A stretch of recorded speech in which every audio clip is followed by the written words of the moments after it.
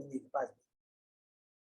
पांचवें और छठे अध्याय के अंदर में हमने पढ़ा विदुर जी और मैत्रेय मुनि का संवाद, जिसमें विदुर जी को मैत्रेय मुनि ईश्वर जीव के कर्तव्य क्या है उसके बारे में बताते हैं, और विराट रूप की किस प्रकार सृष्टि हुई उसके बारे में बताते हैं। किस प्रकार 23 एलिमेंट उत्पन्न हुए, भगवान अपनी विवश शक्ति को भेजते हैं, 23 एलिमेंट अमलगमेट होते हैं, एक विराट रूप की सृष्टि होती है। 7वें अध्याय में विदुर जी फिर प्रश्न करते हैं ईश्वर जीव तत्व के बारे में। 8वें अध्याय में ब्रह्मा जी का प्राकट्य है। 9वें अध्याय में ब्रह्मा जी की स्तुति है गर्भोदय विष्णु को कि मेरे को आपने जो विसर्ग व्याकृति सृष्टि करने के लिए कहा गया है, तो कभी मैं रजोगुण के प्रभाव में आकर अपने कोई सृष्टि करता न बैठ। 10वें अध्याय में हमने पढ़ा है सृष्टि के विभाग, प्राकृतिक सृष्टि माने सर्ग सृष्टि और वैकृतिक सृष्टि विसर्ग के बारे में।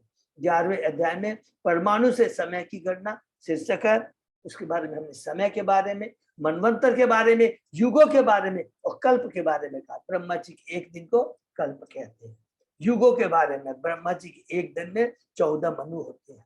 ब्रह्मा जी के एक दिन में 1000 चतुर्युग होते हैं, और ब्रह्मा जी के एक दिन में 4000 बार भगवान अपने अवतारों में आते हैं, युगा अवतार। ठीक है, ये सब हम लोग बाद में बहुत डिटेल में डिस्कस करेंगे। और उसके बाद में हमने 10वें अध्याय में हमने डिस्कस किया। 12वें अध्याय में ब्रह्मा जी की सृष्टि आरंभ होती है। पहले 5 अविद्या, उसके बाद में वो चतुष्कुमार रुद्र, फिर 10 पुत्र को उत्पन्न करते हैं, जिसमें 9 ऋषि और एक नारद जी हैं, और अंत में एक कपल को उत्पन्न करते हैं, स्वयंभू मनु सप्तरूपा। 13वें अध्याय में वराह भगवान का प्रकट्य है, जिसमें वराह भगवान, जिसको श्वेत वराह कहते हैं, किस प्रकार पृथ्वी का उद्धार करते हैं। और उसी में हमने संक्षेप में पढ़ा कि किस प्रकार भगवान हिरण्यकश्यप को मार कर उसे मुक्ति प्रदान करते हैं। 14 अध्याय में कश्यप मुनि दीति तो किस प्रकार दीति गर्भ धारण करती है संध्या के समय, जिसके चलते उसके गर्भ में 2 असुर आते हैं, अपनी गलती के लिए पश्चाताप मांगती है। कश्यप मुनि उन्हें आश्वासन देते हैं कि कोई बात नहीं, भगवान तुम्हारे पुत्रों का सब उद्धार करेंगे और प्रहलाद जैसा महान भक्त तुम्हारा पौत्र होगा। 15वें अध्याय में ईश्वर के साम्राज्य का वर्णन, जिसके अंदर में ब्रह्मा जी देवता को आश्वासन सांत्वना देते हैं कि घबराओ मत, कि पूरा ब्रह्मांड जो भयभीत हो गया, पूरा वातावरण किसके कारण से बताते हैं कि किस प्रकार माता दीति के गर्भ में 2 असुर ने गर्भ धारण किया है। माता ने गर्भ धारण किया, उसमें 2 असुर हैं, और किस प्रकार चतुष्कुमार भगवान के वैकुंठ लोक में जाते हैं, द्वारपाल उन्हें मना करते हैं, भगवान के 7वें द्वार में प्रवेश करने के लिए वो क्रोधित हो जाते हैं और उन्हें अभिशाप देते हैं। फिर भगवान स्वयं आते हैं लक्ष्मी जी को लेकर करके, और उनके चतुष्कुमार उनके चरणों में अर्पित तुलसी की सुगंध को ग्रहण कर करके निर्विशेषवादी से परम भक्त हो जाते हैं। 16वें अध्याय में प्रवेश करते हैं। चतुष्कुमारों द्वारा द्वारपालों का अभिशाप ये शीर्षक है, कि जिसमें बहुत सुंदर भगवान बताते हैं, ये चतुष्कुमार ये तो मेरी ही लीला है, मेरी ही सृष्टि है। उसके बाद में 17वें अध्याय से लेकर करके 17वें अध्याय में 17 से लेकर 19 अध्याय में हमने पढ़ा बहुत किस प्रकार हिरण्यकश्यप और बड़ा भगवान की लीला। हिरण्यकश्यप किस प्रकार उत्पात मनाता है, उत्पात पूरा ब्रह्मांड में उत्पात फैला देता, उपद्रव फैला देता है, और किस प्रकार 18वें अध्याय में भगवान उससे युद्ध करते हैं, और 19 अध्याय में किस प्रकार भगवान उसको मार करके मुक्ति प्रदान करते हैं। 20वें अध्याय में है सर्ग और विसर्ग, माने पूरा सर्ग विसर्ग का संक्षेप में वर्णन। 21 से 24 अध्याय में देवती माता और कर्दम मुनि के दिव्य गृहस्थ जीवन का वर्णन। 21वें अध्याय में शीर्षक है स्वयंभू मनु और नारद जी का संवाद, जिसमें हमने पढ़ा कि किस प्रकार कर्दम मुनि 10,000 वर्षों तक दिव्य तपस्या करते हैं, भगवान उनके पास आते हैं, दर्शन देते हैं, भगवान से वो कहते हैं मुझे गुणवती पत्नी चाहिए, भगवान कहते हैं तुम्हारी इच्छा अवश्य पूर्ति होगी। स्वयं स्वयंभू मनु अपनी पत्नी को लेकर करके तुम्हारे आश्रम में आएंगे। भगवान अप्रकट हो जाते हैं, स्वयंभू मनु आते हैं, कर्दम मुनि का बड़ा सम्मान करते हैं। 22वें अध्याय में प्रवेश करते हैं, देवहूति और कर्दम मुनि का परिणय, जिसमें किस प्रकार स्वयं मनु अब ग्लोरीफाई करते कर्दम मुनि को और प्रार्थना करते कर्दम मुनि से कि मेरी पुत्री को स्वीकार करे, वो आपके योग्य है। कर्दम मुनि प्रसन्न हो जाते हैं, उनका पत्नी को देहूति को स्वीकार करते हैं। स्वयं मनु और सतरूपा कर्दम मुनि को बहुत सारा दहेज देकर के वापस अपने साम्राज्य में चले जाते हैं। 23वें अध्याय में प्रवेश करते हैं। देहूति का शोक जिसके अंदर में पड़ा, किस प्रकार वो कर्दम मुनि की पूरे तन मन धन से सेवा करती है। कर्दम मुनि प्रसन्न होते हैं और कहते हैं तुम्हें मैं भगवत प्रसाद दूंगा, लेकिन वो उसके पहले कहती है मुझे आप संतान दें। कर्दम मुनि प्रसन्न होते हैं। क्यों प्रसन्न होते हैं? क्योंकि ये जो इच्छा उसकी क्या है? भौतिक इच्छा नहीं है। उनके 9 कन्याएं उत्पन्न होती है और उन 9 कन्याओं का विवाह 9 ऋषियों से होता है और उनसे जो संतान उत्पन्न होती है, पूरा जो ब्रह्म, सारी क्या है? कृष्णमय संतान है।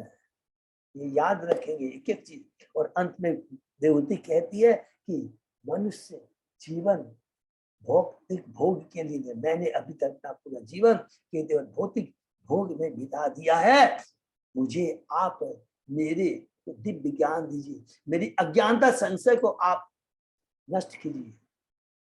24वें अध्याय में प्रवेश करते हैं, जिसमें है कर्दम मुनि का वैराग्य। उसमें वो कहते हैं कर्दम मुनि देवहूति को, स्वयं भगवान तुम्हारे पुत्र के रूप में प्रकट होंगे और तुम्हारे संशय अज्ञानता को अपने ज्ञान की तलवार से छिन्न छिन्न कर देंगे। हे देवहूति, तुम नर्वस मत हो। स्वयं ब्रह्मा जी आते हैं और देवहूति को यही बात कहते हैं। और फिर कर्दम मुनि भगवान से कहते हैं, भगवान जब अवतार लेते हैं उनके घर में, तो कहते हैं कि मेरा परम सौभाग्य, आप जैसे भगवान, हम जैसे बद्ध जी के घर में आए हैं, जबकि बड़े बड़े मुनि आपके दर्शन के लिए तरसते रहते हैं। भगवान कहते हैं मैंने अपना वचन पूरा किया है और मैं अपने ज्ञान से माता देहूति के सारे संशय ज्ञानता को नष्ट कर दूंगा।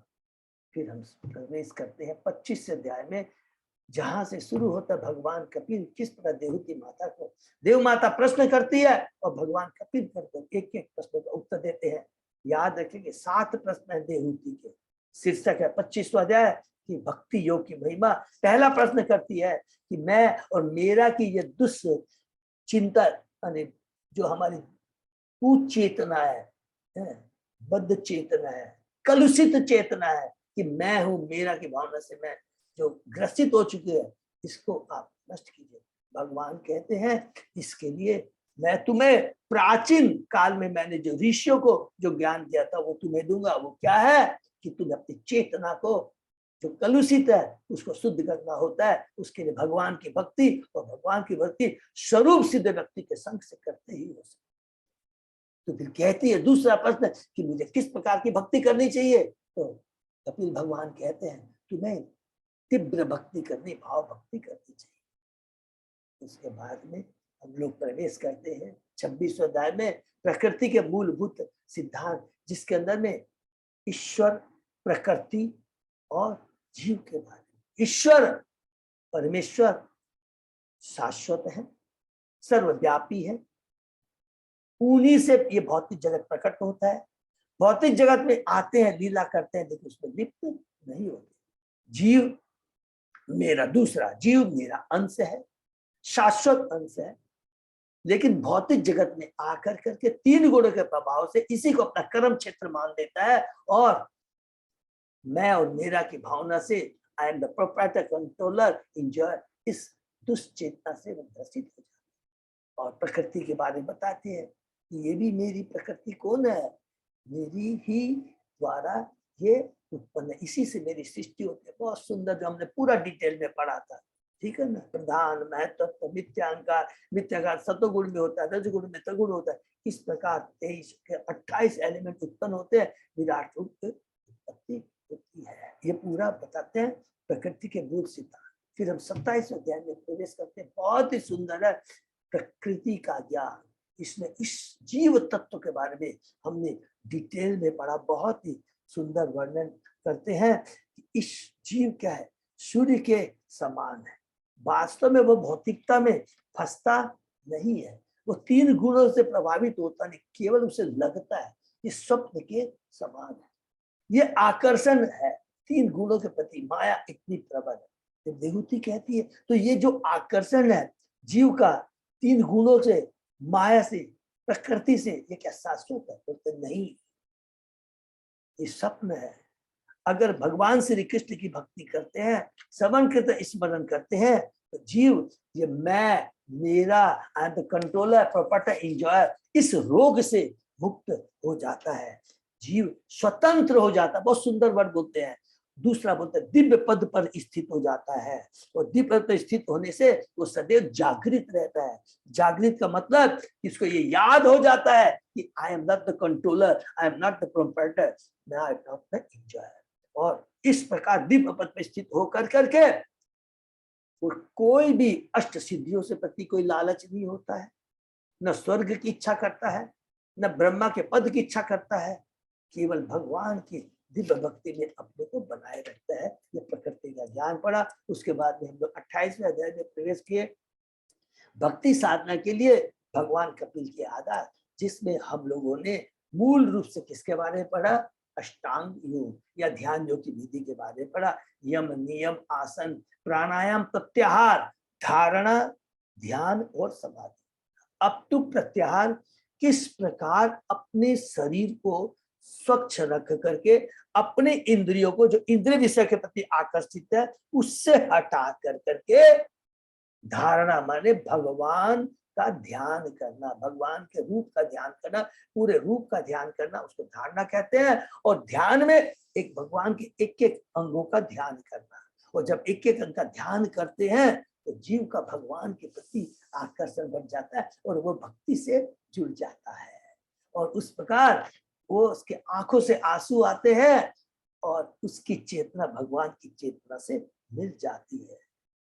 ये हुआ हम लोगों ने पढ़ा 28वें अध्याय में। और 29वें अध्याय में आकर के फिर ये 3 प्रश्न कर दिया। अभी तक हम लोगों ने क्या पढ़ा कि मैं और मेरे की चेतना से ग्रसित हूँ, फिर किस तरह की मुझे भक्ति करनी चाहिए, फिर मैंने ईश्वर, प्रकृति और परमात्मा जीव के बारे में ज्ञान, जैसे ज्ञान योग, उसके बाद में ध्यान योग की माने अष्टांग योग की विधि, और फिर वो 3 प्रश्न करती है 29 अध्याय में। शीर्षक है भगवान कपिल द्वारा भक्ति की व्याख्या, कि बोलती है कि मुझे भक्ति के बारे में डिटेल में बताइए, फिर काल के बारे में बताइए, और फिर जन्म मृत्यु का ये जो चक्कर चलता रहता है उसके बारे में बताइए।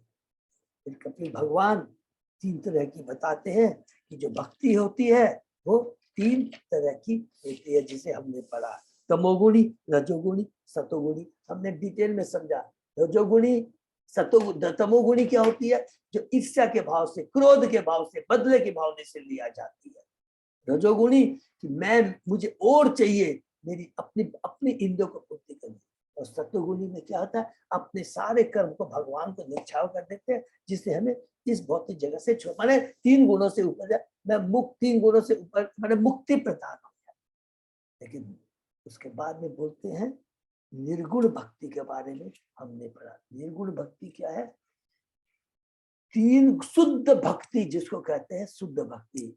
जब मनुष्य का मन प्रत्येक व्यक्ति के हृदय में भीतर वास करने वाले भगवान के दिव्य नाम तथा गुणों के श्रवण के तुरंत आकृष्ट होता है, निर्गुण भक्ति का प्राकट्य होता है। जिस प्रकार गंगा का पानी स्वभावतः समुद्र की ओर बहता है, उसी पर अक्षय भक्तिमय आह्लाद बिना रोक टोके परमेश्वर की ओर बहता है। अर्थात इसको नोट कर लेंगे, याद आपने नोट किया है, जिस प्रकार गंगा अपना रास्ता को बनाए रखती है, जितने भी उसके रोध अवरोध आते हैं, कंकड़ पत्थर, उनको पार करते हुए उसका एक ही लक्ष्य है, समुद्र में मिल जाना। उसी प्रकार जब भगवान 3 गुणों से ऊपर आ जाता है, उसकी होते स्पॉन्टेनियस स्वतः स्फूर्ति भक्ति हो जाती है, और उसमें कोई रोक टोक से वो चिंता नहीं करता। तो उसमें हमने 3 पॉइंट पढ़े, बहुत सुंदर। पहला, अविच्छिन्न, बिना रुकावट के, अहेतु की, बिना कारण के, कोई उसका अपना स्वार्थ नहीं रहता, कोई भोगने की इच्छा नहीं रहती है, न उसकी मुक्ति पाने की इच्छा रहती है। और अव्यवहिता माने बिना विश्राम के 24 घंटे, अर्थात उसकी इच्छा और भगवान की इच्छा एक हो जाती है। इतना ही नहीं, और आगे हमने पढ़ा कि भक्त कोई भी तरह की मुक्ति नहीं चाहता है, चाहे वो सालोक्य हो, चाहे साष्टी हो, चाहे सामीप्य हो, या सारूप हो और लास्ट में एकत्व। सालोक्य माने सेम लोक के अंदर, सामीप्य माने भगवान के पास में, साष्टी माने भगवान के जैसे एसेट में, सारूप माने भगवान जैसा रूप, और सायुज्य में भगवान में ताद्य में होना, जो मायावादी सोचते हैं, निर्विशेषवादी सोचते हैं। सारूप में बस याद करेंगे, प्रभुपाद जी ने नोट में कहा कि बैकुंठ में जब सारूप मुक्ति मिलती है, माने भगवान जैसा ही रूप मिलता है, चार भुजाधारी रहते हैं सारे, लेकिन एक ही फर्क रहता है, उनके हृदय पे श्रीवत्स चिन्ह नहीं होता है। इस प्रकार निर्गुण भक्ति करते रहने से वो 3 गुणों को लांघ जाता है और दिव्य पद पर स्थित हो जाता है, उसकी इच्छा भगवान की इच्छा हो जाती है। फिर हम लोगों ने पढ़ा कि भक्ति के अंग के बारे में, ये बहुत इंपॉर्टेंट है। भक्ति के अंग में 15 से सुना कि भक्त को अपने यशस्वी नियत कार्यों को बिना किसी भौतिक लाभ के करना चाहिए। नियत कार्यों को, ये पढ़ा, बहुत इंपॉर्टेंट था। उसे अधिक हिंसा किए बिना अपने भक्ति कार्य संपन्न करने चाहिए। तो नियत कार्य क्या था, हमने पढ़ा, जो वर्णाश्रम है, जब ब्राह्मण, क्षत्रिय, वैश्य, शूद्र को अपने अपने स्वभाव के अनुसार जो कार्य दिया जाता है उसे करना चाहिए। किसी दूसरे के धर्म के अनुसार कार्य के प्रति आकर्षण नहीं होना चाहिए। जैसे एक बार अर्जुन भ्रमित हो गया था, अरे मुझे क्षत्रिय वध करने के लिए दिया जा रहा, मैं तो ब्राह्मण के कार्य करूं, नहीं चलेगा। ये बहुत गीता में भगवान ने बहुत डिटेल में बताया है कि अपना धर्म को छोड़कर दूसरे धर्म करना ये उचित नहीं है। फिर कहते हैं अहिंसा के बारे में, कहते हैं शाकाहार भी हिंसा है। ये जस्ट हिंसा का मतलब है हमें हिंसा नहीं करनी चाहिए। लेकिन बहुत लोग प्रश्न करते हैं, भाई आप जो शाकाहार करते हैं वो भी तो हिंसा है, और शाकाहारी भी अन्य जीवों की हिंसा कर रहे हैं, क्योंकि साथ में भी जीवन है। किंतु प्रत्येक जीव को जीवित रहने के लिए दूसरे जीवों का वध करना होता है। ये हमारे प्रीचिंग के लिए बहुत इंपॉर्टेंट काम आएगा। बहुत लगता है कि माने बेमतलब की आपसे आगे, तब हम क्या करेंगे, तब यहाँ पर ही और आगे डिटेल में आएगा।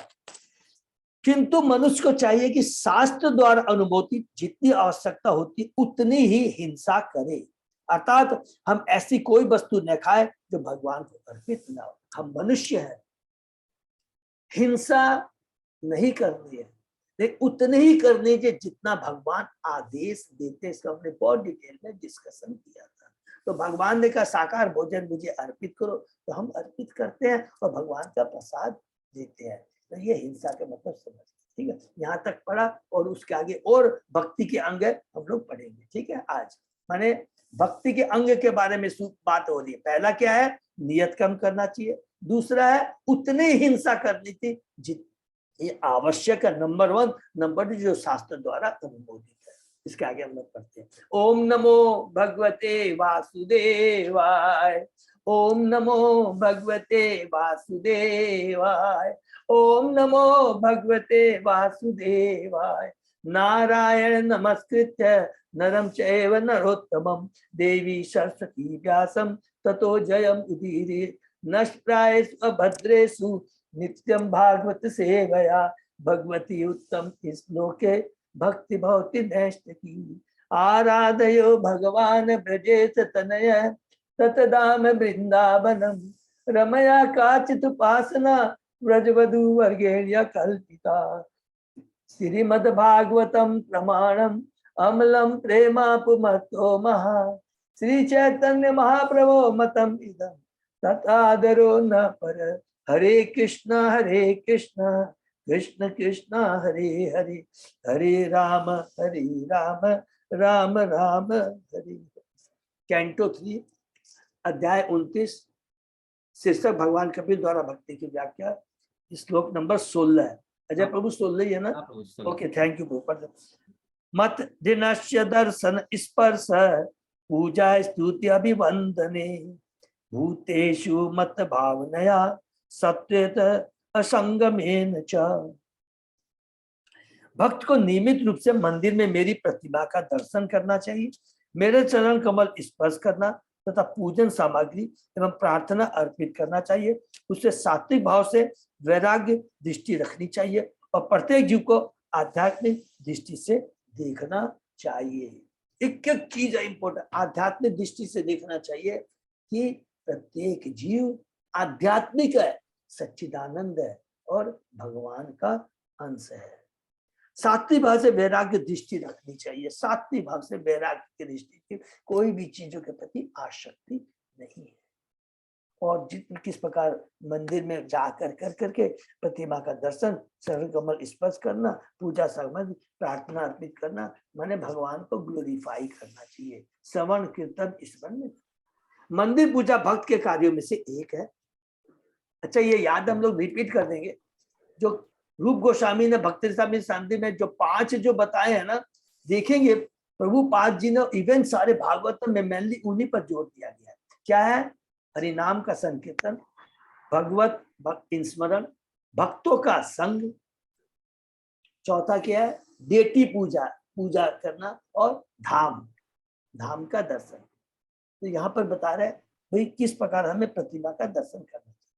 मंदिर पूजा भक्तों के कार्यों में से एक है। नव दीक्षों के लिए इसकी संस्तुति की जाती है, किंतु जो उन्नत है उन्हें मंदिर पूजा की अवहेलना नहीं करनी चाहिए। मंदिर में भगवान की उपस्थिति एक नवदीक्षित तथा एक उन्नत भक्त के लिए एक सी नहीं होती। एक नवदीक्षित अर्चा विग्रह भगवान की प्रतिमा को मूल भगवान से भिन्न मानता है, वह इसे देवता के विग्रह को में भगवान का स्वरूप मानता है, किंतु उन्नत भक्त मंदिर के विग्रह को परमेश्वर करके मानता है। वह भगवान के मूल रूप तथा मंदिर के भगवान के अर्चा या प्रतिमा में कोई अंतर नहीं देखता। इसके अंडरलाइन करें, धीरे धीरे बेचारे कनिष्ठ को भी ज्ञान हो जाता है। ठीक है, वह भगवान के मूल रूप तथा मंदिर के भगवान के विग्रह या प्रतिमा में कोई अंतर नहीं देखता। यह उस भक्त की दृष्टि है जिसकी भक्ति भाव अथवा भगवत प्रेम की सर्वोच्च अवस्था में होती है, जबकि नव दीक्षित की मंदिर की पूजा एक नैतिक कर्म के रूप में होती है। हरि बोल। मंदिर विग्रह पूजा भक्त के कर्मों में से एक है। वह नियमित रूप से सुंदर ढंग से सज्जित विग्रह का दर्शन करने जाता है और अत्यंत आदर के साथ भगवान के चरणों का स्पर्श करके फल फूल तथा स्तुति जैसी पूजा की भेंट चढ़ाता है। साथ ही भक्त को चाहिए कि भक्ति में अग्रसर होने के लिए वह अन्य जीवों को आध्यात्मिक स्फुलिंग या परमेश्वर के अंश के रूप में देखे, कि सारे जीव भगवान के शाश्वत अंश है। भक्त को प्रत्येक जीव का आदर करना चाहिए क्योंकि वह भगवान से संबंधित है। एक ही चीज, 15 अध्याय का 7वां श्लोक, बहुत सब जगह आएगा पूरा अंत तक, बार बार याद करना। अतः भक्त को चाहिए कि उन्हें सम्मान आध्यात्मिक स्तर पर समझे, इक्वली देखे। बिना विद्या बिना संपन्न ब्राह्मणे गरी हस्तिनी है एकदम। जैसा कि भगवत में कहा गया, पंडित की दृष्टि से एक विद्वान ब्राह्मण शुद्ध सूकर कुत्ता तथा गाय समान होते हैं। 5वें अध्याय का 18वां श्लोक है। सेम चीज यहाँ पर लिखा, वही चीज। वह उनके शरीर को नहीं देखता क्योंकि शरीर तो बाह्य वस्त्र के समान है। वह ब्राह्मण या गाय या सूकर के भेष को नहीं देखता, वह तो उस आध्यात्मिक स्फुलिंग को देखता जो भगवान का अंश है, जो उसके शरीर के भीतर अंदर में जो आत्मा है, आध्यात्मिक स्फुलिंग है, उसको देखता है।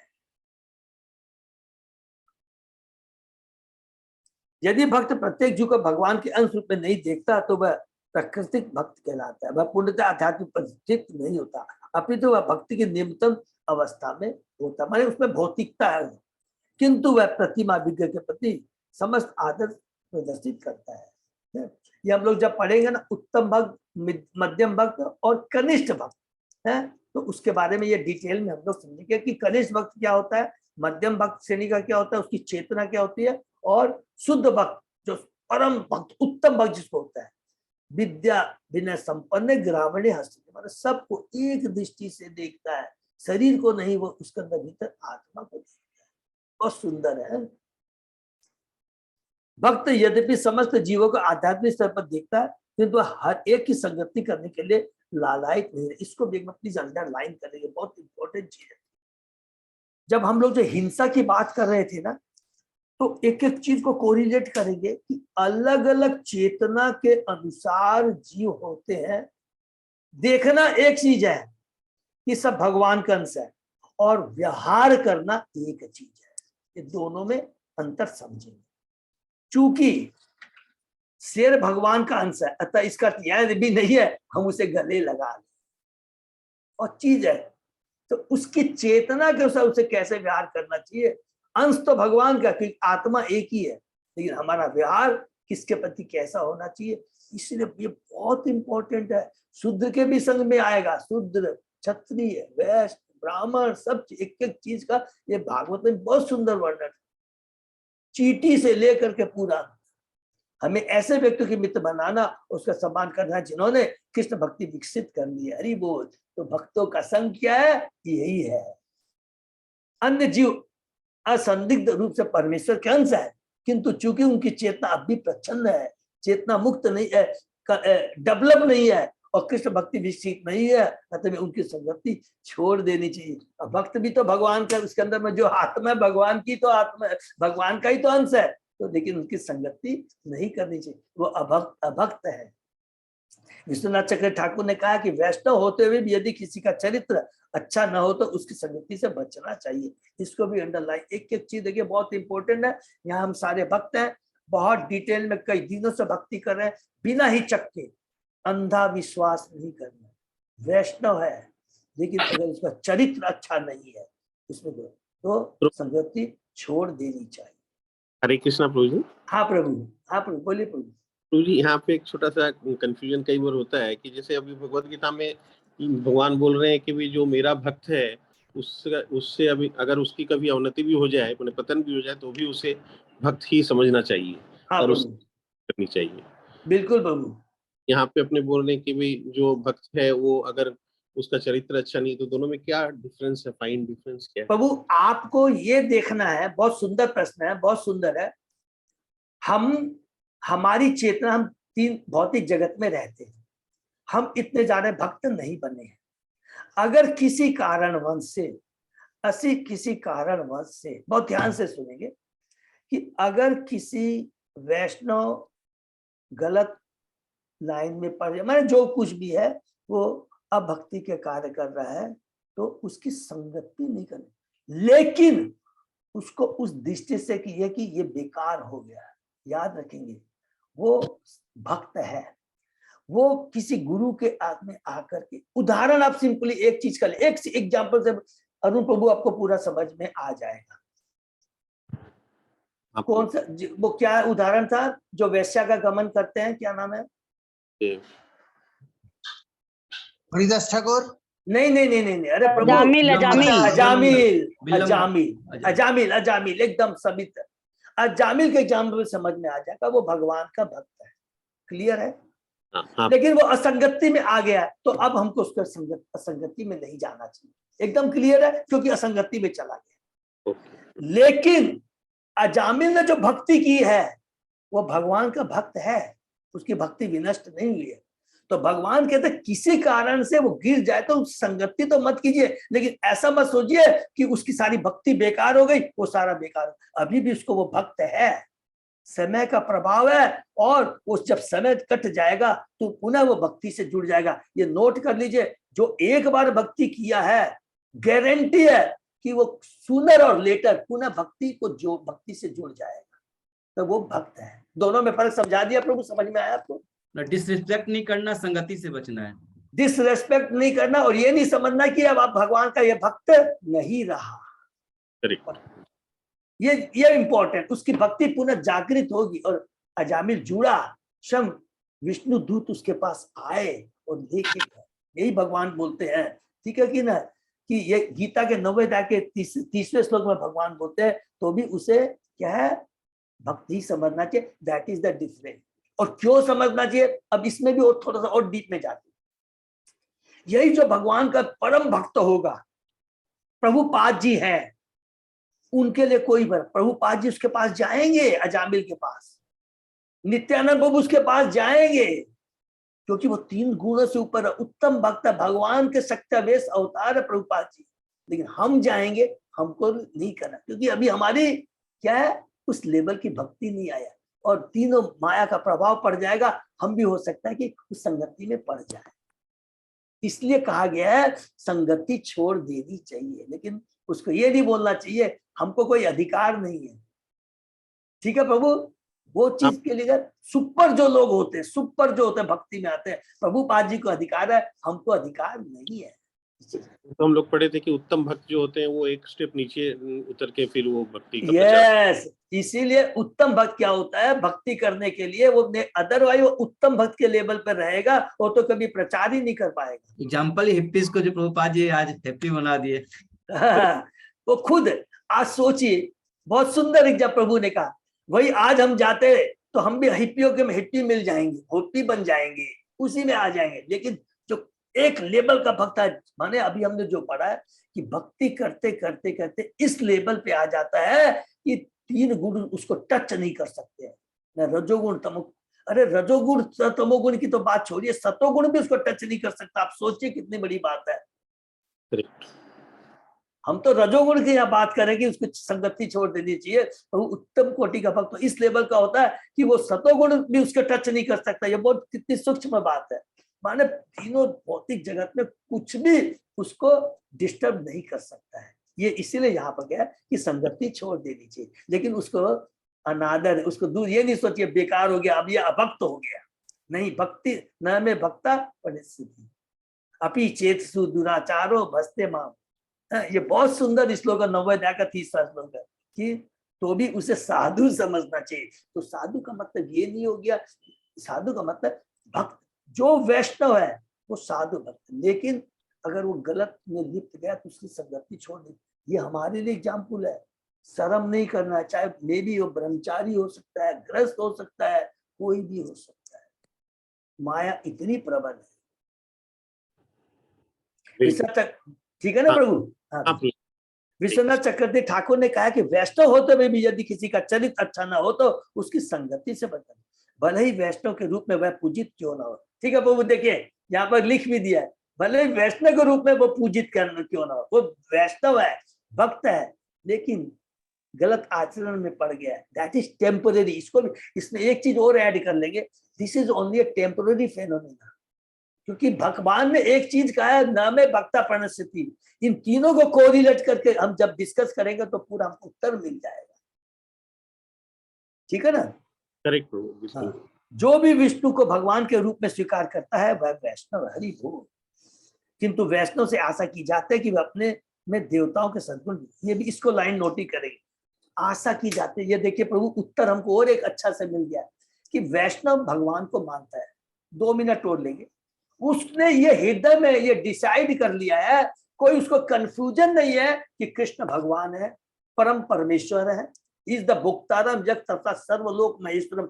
ये भी मेंटेलिटी रहती है देखिए भक्त की, जो वही परम भोक्ता है, लेकिन उसके बावजूद भी माया इतनी प्रबल है, गलत संगति से हो सकता है वो उससे प्रभावित हो जाए। अर्थात वैष्णव किसको बोलते हैं? भक्त जिसने ये डिसाइड, जिसके मन में कोई कंफ्यूजन नहीं कि कृष्ण ही परमेश्वर। क्लियर है ना? ये हो गया उसकी कंसेप्ट, ज्ञान। और अपने आचरण में अगर कहीं गलती हो जाती है तीनों प्रकार से, इसका मतलब ये नहीं कि वो भक्त नहीं है, भक्त है, गलत संगति में आ गया है, इससे हम दूर रहें। क्यों हम दूर रहें? हमारे में वो कैपेसिटी लेवल नहीं, हम उसको सुधार दें, हम खुद उसमें रम जाएंगे। हम अपने को दूर रखें, पहले हमको उस लेवल का तो अपने को भक्त बनने चाहिए जो उसके संसर्ग में जाकर भी खुद को कलुषित नहीं कर पाएगा। ठीक है ना? हाँ। श्रीधर स्वामी ने सत्येन शब्द का यही अर्थ धैर्य का पर्यायवाची माना। मनुष्य को अत्यंत धैर्यपूर्वक भक्ति करनी चाहिए। उसे भक्ति करनी इसलिए नहीं छोड़ देनी चाहिए कि उसके 1 या 2 प्रयास असफल रहे, उसे प्रयास करते रहना चाहिए। श्री रूप गोस्वामी जी पुष्टि करते हैं कि मनुष्य में उमंग होनी चाहिए और अत्यंत धैर्य विश्वास के साथ भक्ति करनी चाहिए। ये कितना इंपॉर्टेंट पॉइंट है, ये धैर्य होना चाहिए। हम जैसे भक्तों में धैर्य है या नहीं है, इसके लिए सबसे इंपॉर्टेंट चीज है दूसरे भक्तों का संग। मैं भक्ति कर रहा हूं, मैं किसी को बोल नहीं पा रहा हूं, मेरी चेतना में परिवर्तन नहीं आ रहा है, अभी भी मेरी बाहर की चीज खाने की इच्छा है, मैंने सारी बहुत इच्छा है, मेरे में कोई फर्क नहीं आ रहा है, भक्ति को छोड़ दो। नहीं, करते रहना चाहिए। उसको मालूम नहीं पड़ रहा है, एक बार भी हरि नाम लिया, उसमें परिवर्तन आया है, लेकिन उसको महसूस नहीं हो रहा है। अब वो बोलेंगे प्रभु एक में तो जल्दी आ जाता है, दूसरे में नहीं आता है। ये प्रारब्ध का है, हमेशा याद रखेंगे, ये प्रारब्ध का है। कभी जल्दी कभी ज्यादा। कई बार आप देखते हैं, हमने बार बार गीता के 6वें अध्याय में भगवान ने बहुत क्लियर किया है कि जिसकी अल्प समय में भक्ति नष्ट हो जाती है और जिसकी बहुत समय तक भक्ति करने के बाद में जिनका डाउनफॉल होता है, तो बहुत समय तक भी भक्ति करने के बाद भी डाउनफॉल होता है, उसको क्या है, गोस्वामी के घर में जन्म मिलता है और बचपन से उसको भक्ति से जुड़ जाता है। तो कई तरह के फैक्टर्स हैं, लेकिन भक्ति एक बार कर लिया तो वो गारंटी है, वो नष्ट नहीं जाएगी। ठीक है, तो धैर्य हमें नहीं छोड़ना है, करते रहना है। भगवान के विग्रह के सामने जाकर रोना है, चिल्लाना है, गुरु के सामने जाकर रोना चिल्लाना है।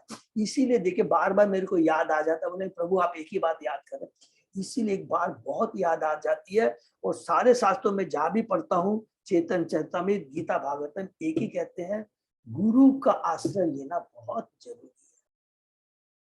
एकमात्र गुरु ही है जो रियल वेल विशर होता है। नोट करके रख लीजिए, और कोई दूसरा नहीं होगा, भले बाहर से कितना दिखा दे। एकमात्र गुरु है जो दीक्षा देता है, शिक्षा देता है, वो रियल गुरु होता है। उसको दो चीज उसमें होती है, एक तो वो क्या है, इतना दिव्य उसकी दृष्टि होती है, वो अपने शिष्य को देखकर तुरंत पहचान जाएगा इसमें रोग क्या है, किस कारण से उसमें ये डिफेक्ट, और तुरंत उसको इंडिकेट करेगा, पॉइंट आउट करेगा और बोले तुमको ये करो। आप देखेंगे गुरु महाराज को, गुरु महाराज मुझे भक्ति बहुत अच्छी लग रही है, मेरे बड़ा आनंद आ रहा है, सब इच्छा हो रही है कि बिजनेस सब छोड़ करके आ जाओ। गुरु महाराज कहेंगे थोड़ा शांति रख, बिजनेस को कंटिन्यू रख। किसी को गुरु महाराज बोलेंगे तू ज्यादा माथा मत लगा, सब छोड़ के आ जा मेरे पास। अब सोचिए, मैंने देखा गुरु महाराज कैसे हर भक्त के न उसके चेतना से वो पूरे बाकी हो जाए, केवल उनको देख करके उससे बात करके समझ जाते हैं। इसलिए गुरु की शरण होना बहुत जरूरी है। हम में वो क्वालिटी थोड़ी है, इसीलिए कहा जाता है कि गुरु से दीक्षा लेना बहुत जरूरी है। शिक्षा गुरु होना बहुत जरूरी है, वो भी मनुष्य योनि में। ऐसा मौका नहीं मिलेगा। All our gurus are ageing, all are more than 70 years old। तो बार बार याद करना पड़ेगा, मौका को छोड़ना नहीं, अपने को तैयार करना हमको। तो जी एक चीज और दिमाग में कई बार आता है कि गुरु मतलब बहुत इजीली अप्रोचेबल हो, इजीली एक्सेसिबल हो, ऐसा लगता है कई बार कि गुरु ऐसा नहीं होना चाहिए, कोई जरूरी नहीं है क्या? नहीं नहीं नहीं गुरु प्रभु देखिए, इसमें एक ही चीज बता देता हूँ, ये प्रभुपाद जी की कृपा है। ये जस्ट हम लोग एक में नोटिस है, ये बहुत स्पेशल कंसेशन प्रभुपाद जी ने दिया है। प्रभु इतने उन्होंने ऑथराइज एकदम प्रामाणिक गुरु हम लोगों को दे दिए। अभी जैसे कई बार आप गुरु, आप जैसे हम लोग शेल्टर लेते हैं, शेल्टर लेते हैं, तो शेल्टर लेने के बाद में हम लोग बोलते हैं हम लोग तैयार हो गए, दीक्षा के लिए हम जाते हैं। गुरु बहुत कृपालु होते हैं, बोलते हैं अच्छा तुम 6 महीने बाद में आना अपने, और तुरंत बोल देते हैं। मैं अभी आपको बताया ना, वो तुरंत अपने आप बोलते अच्छा तुम कल इस बार दीक्षा ले लो।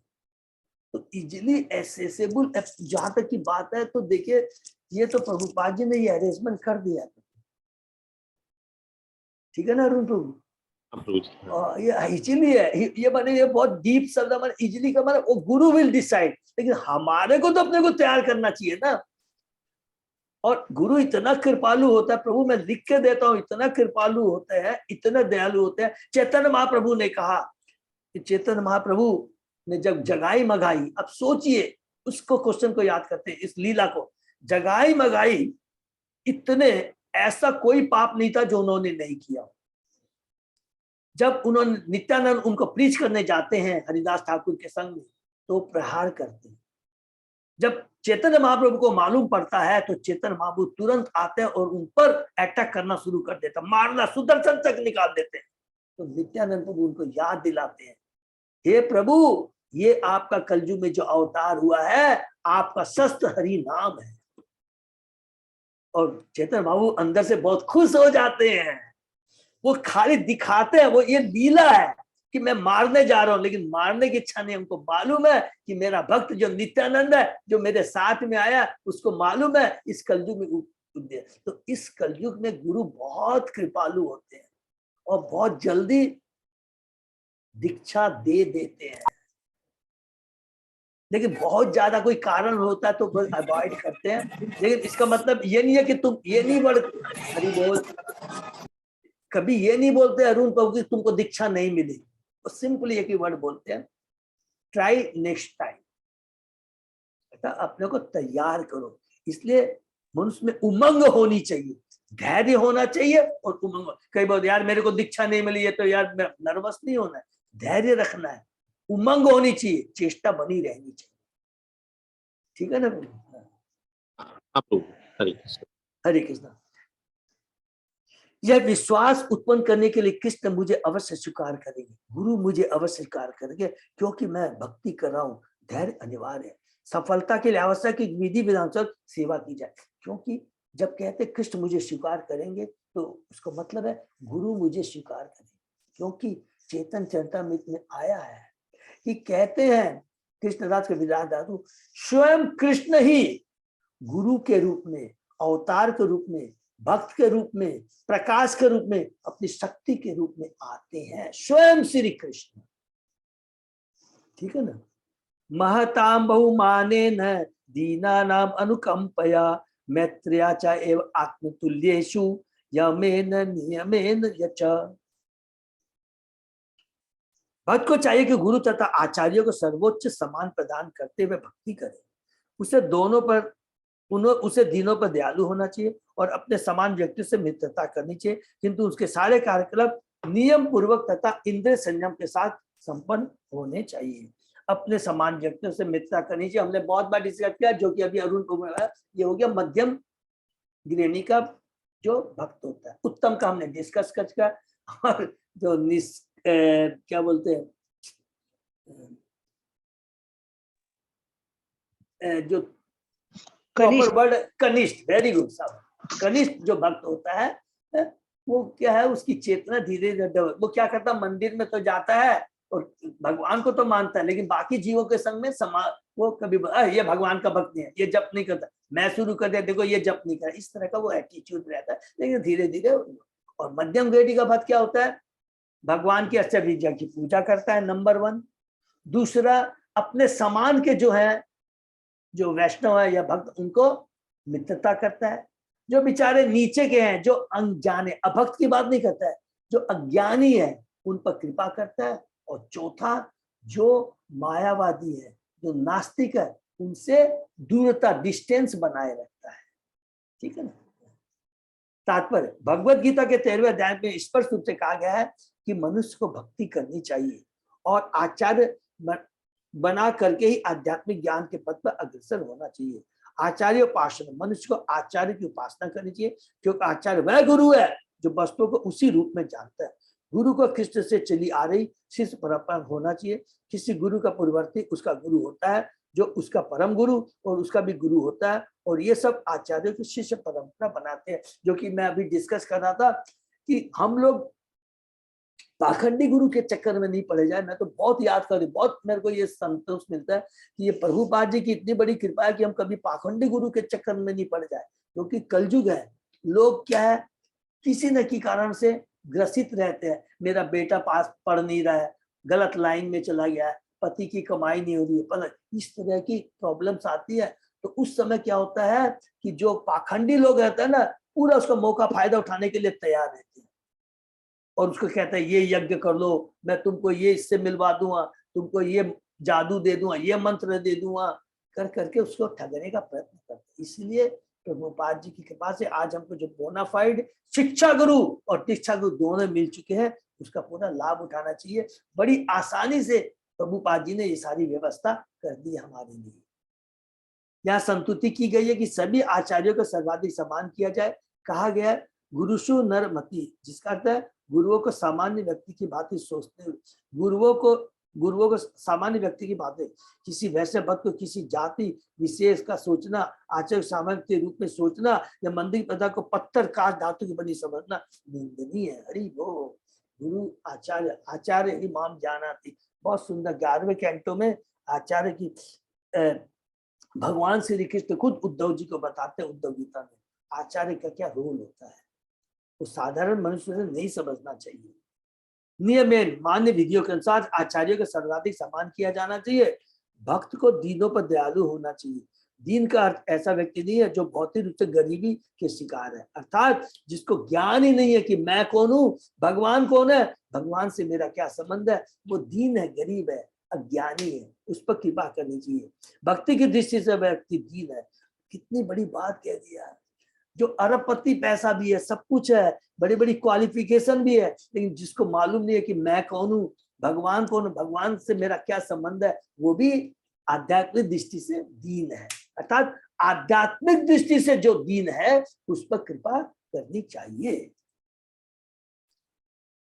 कोई व्यक्ति कितना ही धनवान हो, किंतु यदि वह किस भक्त नहीं है तो वह दीन है। दूसरी ओर रूप गोस्वामी तथा सनातन जैसे अनेक आचार्य हैं जो वृक्ष को नीचे रात भर रहते थे। ऊपर से लगता था कि वे गरीबी से ग्रस्त है, किंतु उनकी रचनाओं से पता चलता कि आध्यात्मिक जीवन में वे कितने संपन्न महापुरुष थे। हरि बोल, कितने संपन्न महापुरुष थे। सबको तो मालूम है रूप गोस्वामी सनातन गोस्वामी के बारे में, हम लोग जब पढ़ेंगे डिटेल चेतन से। भक्त उन दीन आत्माओं को जिनमें आध्यात्मिक ज्ञान का अभाव है कृष्ण भक्ति का मार्ग दिखाकर दया दिखाते हैं। भक्त का यह कर्तव्य है, उसे ऐसे व्यक्तियों से मित्रता करनी चाहिए जो उसके समतुल्य हो या जिनका ज्ञान उसके समान हो। भक्त और सामान्य व्यक्तियों के साथ मित्रता करने का कोई प्रयोजन नहीं है। उसे अन्य भक्तों के साथ मित्रता करनी चाहिए जिससे परस्पर विचार विनिमय करके वे एक दूसरे को आध्यात्मिक बोध के पथ पर अग्रसर करा दे। यह इष्ट गोष्ठी कहलाती है, जो कि हम लोगों ने उपदेशा मित्र में जो भक्ति शास्त्री कर रहे हैं वो बहुत डिटेल में लिया है। डिटेल में इसका वर्णन है कि किस प्रकार अपने जो सामान में किस प्रकार उनसे परस्पर डिस्कशन करना चाहिए, दान लेना चाहिए, दान देना चाहिए।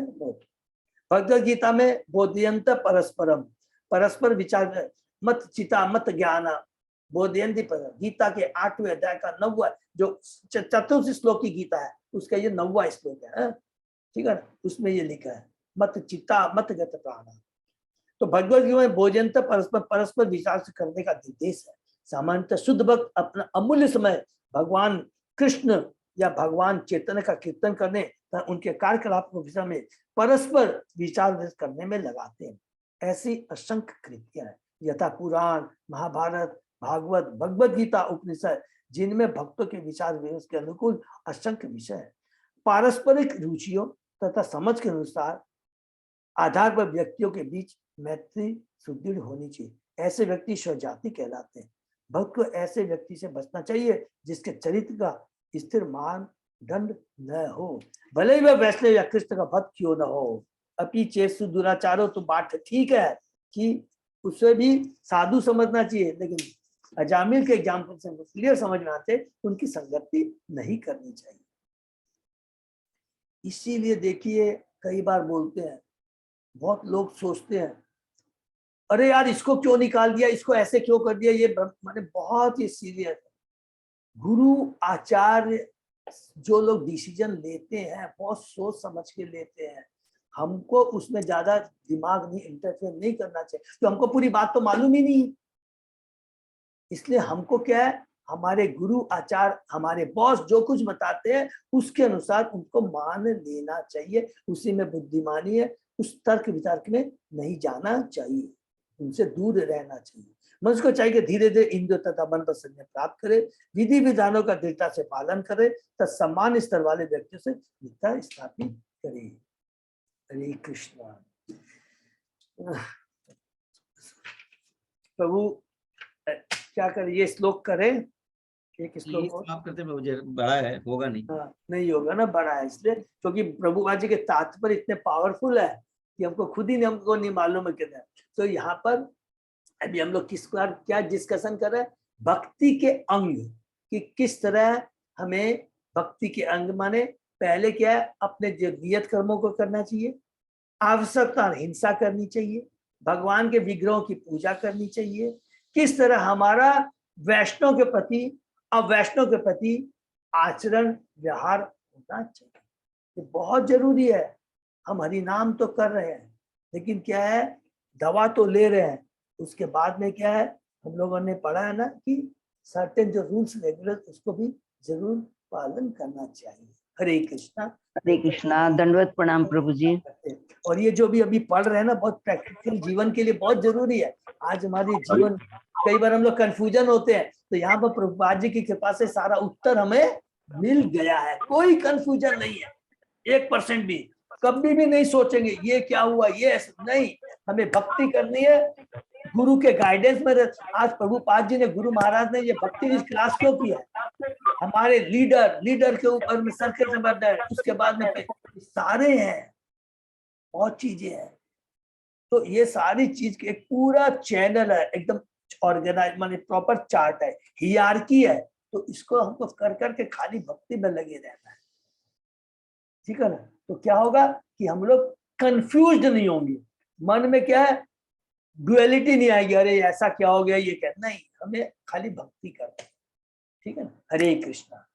तो यहाँ पर विराम देते हैं और फिर वैसे ही दोहराता हूँ कि आज कल परसों का बोल नहीं सकते हैं कि कैसे क्रॉस होगी, यानी गुरु महाराज के ऊपर में है। तो इसलिए कृपा करके मैसेज को थोड़ा ध्यान से पढ़ देंगे, हम लोग देखते रहेंगे। हरे कृष्णा। और जन्माष्टमी 19 तारीख की है, 20 तारीख की प्रभुपाद जी का अपीयरेंस डे है, ग्लोरिफिकेशन डे है। और उसमें हमको ज्यादा से ज्यादा प्रभुपाद जी के बारे में डिस्कस करना है। चेतना में परिवर्तन आएगा। गुरु आचार्य के बारे में जितना डिस्कशन करेंगे, उनके बारे में श्रवण करेंगे, उनका कीर्तन करेंगे, स्मरण याद रखेंगे, उतनी हमारी चेतना में परिवर्तन आएगा। बहुत जरूरी है, ठीक है ना। तो अजय प्रभु ने पोस्ट भी किया है और हमने भी पोस्ट किया है। तो सब लोग जरूर उस दिन, 2 दिन 19 और तारीख 20 तारीख को ज्यादा से ज्यादा समय देंगे, ठीक है ना। हरे कृष्णा। और इसमें अगर गुरुसदय रोड में ही है प्रभु, दोनों प्रोग्राम गुरुसदय रोड में ही है, दोनों प्रोग्राम गुरुसदय रोड में ही। हरि बोल, ठीक है ना। तो सब लोग को जरूर आना है। हरे कृष्णा। हरि बोल, हरे कृष्ण। तो ये विराम दे प्रभु। हरि, हाँ प्रभु, ये विराम दे। हरे कृष्ण प्रभु, दंडवत प्रणाम। सभी भक्तों का मेरा दंडवत प्रणाम। सभी को बहुत बहुत धन्यवाद। तो आपका सेशन यही विराम देते हैं। हरे कृष्ण।